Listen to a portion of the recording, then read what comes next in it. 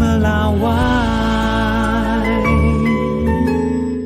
Kalau yang satu ini, saudara, ada Sekolah Rakyat Dasar Solo, Jawa Tengah di tahun ajaran baru tidak menerima murid baru lantaran Sekolah Rakyat Solo Raya nantinya akan dipusatkan di Sukoharjo yang bangunannya hampir rampung.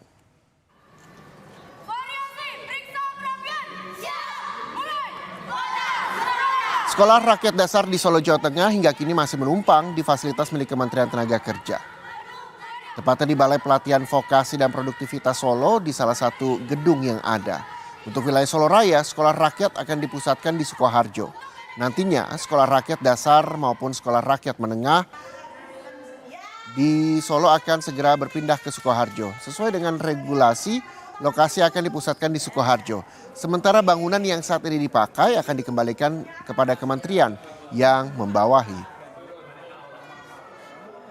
Untuk calon murid baru sekolah rakyat di Kota Surakarta ditiadakan, dan untuk pembangunan gedung yang sudah positif untuk sekolah rakyat terintegrasi ada di Kabupaten Sukoharjo, sehingga calon siswa baru sekolah rakyat dijangkau dari keluarga miskin desil 1-2 di Kabupaten Sukoharjo. Kalau dari Kota Solo sendiri berarti tidak ada ini Pak, nanti siswa yang diusulkan begitu?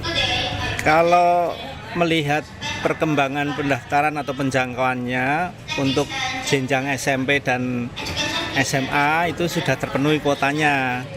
Dan untuk SD nanti apakah dari Kabupaten Sukoharjo butuh penjangkauan di Kota Surakarta, kita menunggu informasi dari Kabupaten Sukoharjo.